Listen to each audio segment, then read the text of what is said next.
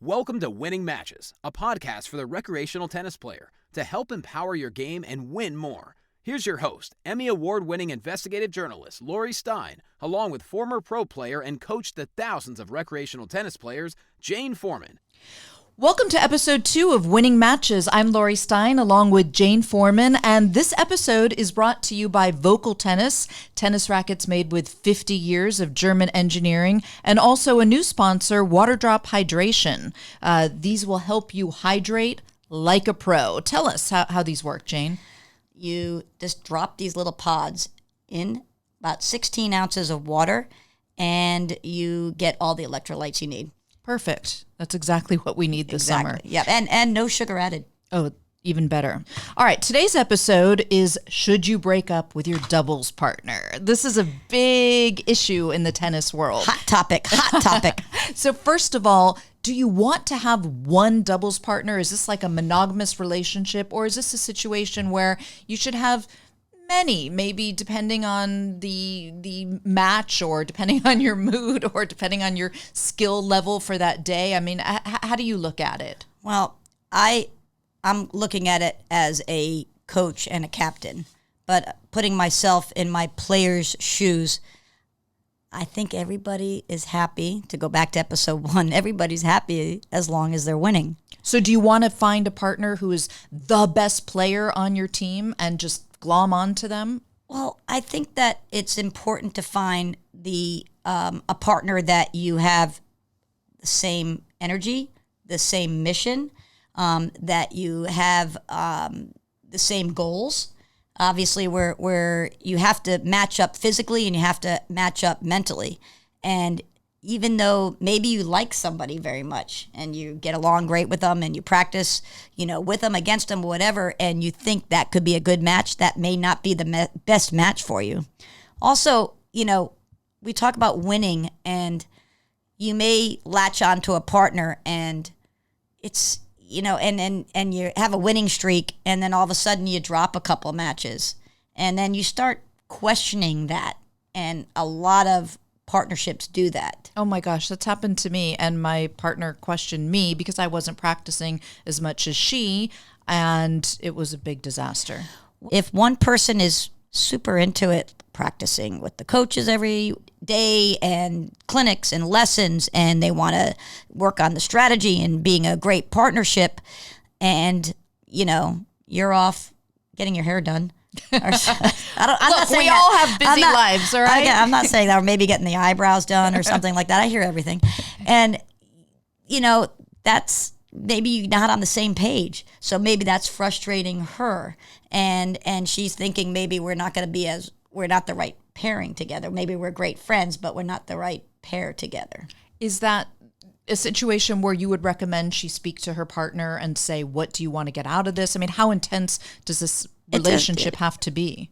I mean, it depends on the people, I guess. It depends on your team. It depends on the goals of the team. It depends on the individual. There's a lot of stuff that goes into it. But as I always say, just like every other relationship, every other marriage, what's the most important thing? Communication. So if you don't communicate with your partner, then it's going to be disastrous. Speaking of communication, when you're out on the court and your partner makes a call that's questionable or anything happens, I mean, how much of a responsibility does a partner have to have their partner's back? Unwritten rules are you always stick to your partner's calls. There are times where I really just don't believe that. And if there's a blatant wrong call, everybody makes bad calls. Everybody makes a bad call, and everybody has, and it's okay. It's not necessarily done on purpose, hopefully. But if you're on the court and you see, and you're standing on the baseline and you see a ball that's so far in, you have to do the right thing. What should you do in this situation? This happened to me where we assumed the opponents were cheating because they had so many bad calls, and the woman I was playing with made a call that was so obviously erroneous. She called a ball out that was like 2 feet in. In retaliation? Total retaliation. Did not warn me first. The retaliation call. It was really uncomfortable for me. And then the opponents looked right at me and said, well, what does your partner say? Now, what are the rules on that? And let's talk morality as well. I think that there's a morality rule. I don't think that there's a rule that you can't cheat. Or No, but isn't there a rule that if the partners differ, one calls it in, one calls it out, 100%. You have to err on the side of the opponent. That's why so many players say you have to stick with your partner's call no matter what, because once you say out, and if your partner says good shot at the same time, you have to go with the good shot. It's your opponent's point. If I came to you right after the situation, that's a good. Did you know? Yes. Yeah. Now they know. If I came to you with the situation I just explained, what would you say I should have done? Just that. You should absolutely say that the ball was good. And contradict my partner. Yeah, I mean, look at when you play a board game with your child, do you cheat? No, I don't. I swear. Okay, I'm learning a lot about you on these podcasts. Just kidding. But really, are you playing Monopoly? You're cheating? I mean, this is a game. I think people don't mean to cheat. Well, in that situation, that was blatant, right? Wrong call. But I think... Well, they're doing it, just doing it to prove a point. They're doing it because this is really difficult because it's self-governed tennis. And no judges, there's no umpires, nothing to make a ruling. Very dangerous. It's very dangerous to leave these women unarmed.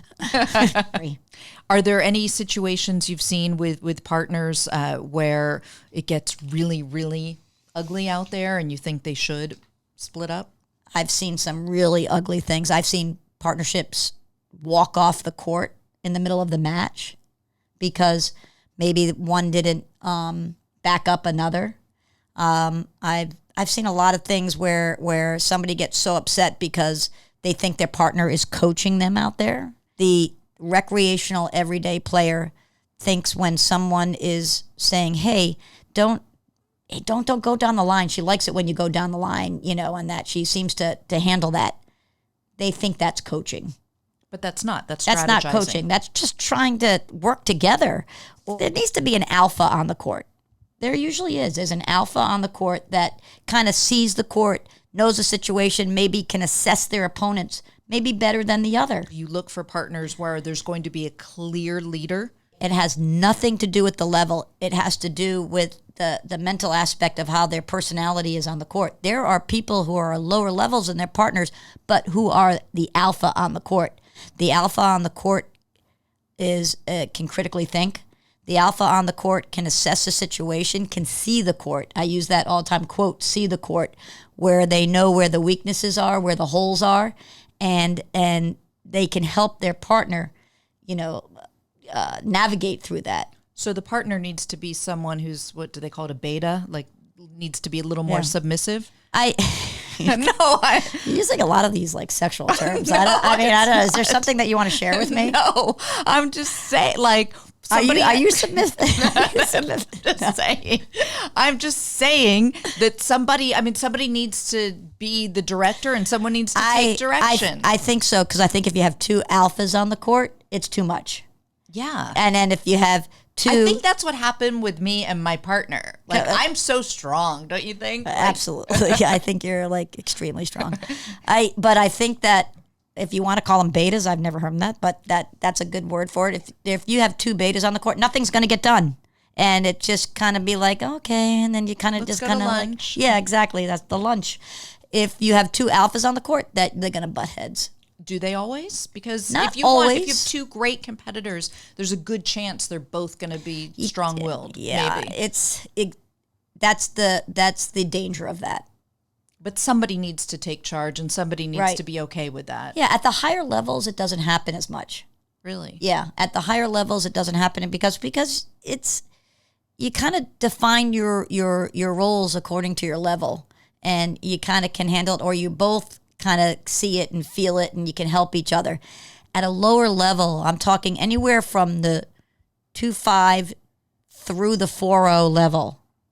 It's disastrous. Great.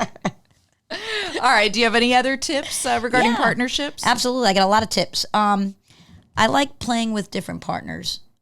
When you play with different partners, you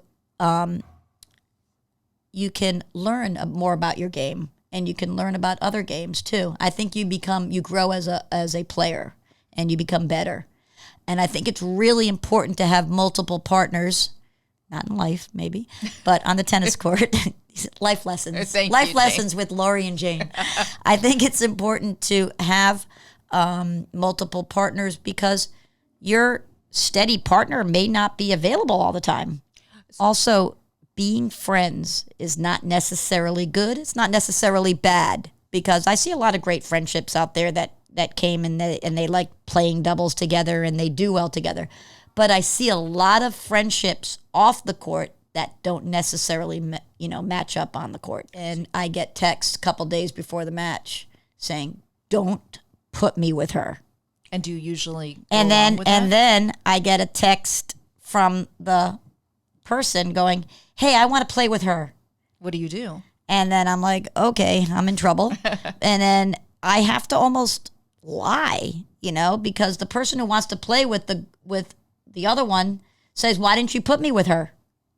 Do you say she didn't want to play with you? And I would like to, but the other one should just say, "Hey, I don't think we make a great team." But that nobody ever does that. No, they don't. They don't talk to each other. And then I'm the one that takes the hit. Well, it's not just that they don't talk to each other. They don't want to hurt someone's feelings. Yeah, I mean, true. They just don't want to confront it.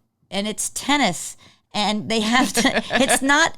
It's a big deal, though. It's tennis. It's not like, these are not life-altering decisions. Personally, if somebody doesn't want to play with you. That's the problem. It takes you back to grade school and getting picked last. And in kickball. Oh, yes, in everything. Were you picked last in the? What do you think, Jane? I think you were one of the last ones picked. Jane. I think you were one of the last ones picked. All right, that's like the saddest thing you've ever said to me. No, I was like second. There were some like kids who were a little worse. Okay. No, I wasn't in the. I was like towards the bottom. All right, let's move on. All right, I think we should wrap this up. Let's talk a little bit about the rule issue from last week. Okay. We're talking about serves. Somebody's in the middle of serving, a ball rolls onto the court. Do they get 2 serves or do they get 1 serve? Once you start your motion for the second serve, that means your swing. Once you start your swing, even if it's a little bit, and a ball rolls onto the court, that's the start of the point. You get 2 serves. So if you see a ball rolling onto the court and you just screwed up your first serve, you should just get into that motion really fast and then call it. So are you trying to manipulate the rule? Well, I'm just strategizing. No. So no, you should get 1. You should get your second serve. That's it. Now, there's a lot of players, and I think it happens more on the upper level players in league play, that if that happens, a lot of I see it where they give 2. I'm not doing that. No. See, the lower level players don't do that. But the lower level players are a little like nastier with these things, aren't they? The lower level players are way nastier than the upper level players. Like there's nothing like a 2.5 match when like things happen and people get really intense and like a little rough out there. Yeah, I would say 2-5 through 4-0. It's rough. Before we go, let's talk a little bit about a did you know. We're going to give people a did you know, a rule that like what we just discussed that they don't know necessarily. Okay. So we're going to talk about the coin toss, which no one uses a coin anymore. Nobody has coins. Everybody uses, Venmo and Apple Pay, but people have these annoying sticker. Maybe it's just me, but the stickers on the edge of the racket. Okay, the stickers, if people aren't familiar, have like an up and a down. One will say margarita versus martini, or champagne versus beer, and you're making some like, hey, are you high heels or sneakers? Oh my god, it's so annoying. And it's like this little like sticker that's like half on, half off the end of their racket. What the hell? I don't with know. those? I think it demeans our sport. It does. It's like cheesy. It makes our sport very like very very girly, recreational. Like it's like I never like that. To that. I'm like what is that? Can't you just like flip a coin? So hey, just a little FYI. When I was growing up, and lots of our older listeners will enjoy this, we had a thing called Rough or Smooth. And it was a piece of string that when you had your racket strung, rough or smooth, there's a piece of string on the bottom of your strings near where your shock absorber is that the stringer would put on there. One side is rough, one side is smooth. And then you'd spin the racket, and where it would land up or down is how you decide who would serve and who would receive. Did you know that when you do your coin toss or your sticker toss or whatever you want to call it, that there are actual 3 options that you can choose? Receive, or what side you want to play on. There's a third one. Do you know what that is? I have no idea. You can defer. You can defer your decision to your opponent. So they decide. They decide. That will really like throw them for a loop. Oh, yeah. So I'm going to do that. You can decide not to decide. Thank you for joining us for episode 2. Once again, thank you to Vocal and Waterdrop, our 2 sponsors for this episode. And we hope everyone will join us for episode 3, which is going to be Tennis League Captains. Oy vey. Uh-oh. That's going to be a tough one. Thanks, Jane. Thanks, Lori. Check out winningmatches.com for more. Thanks for listening.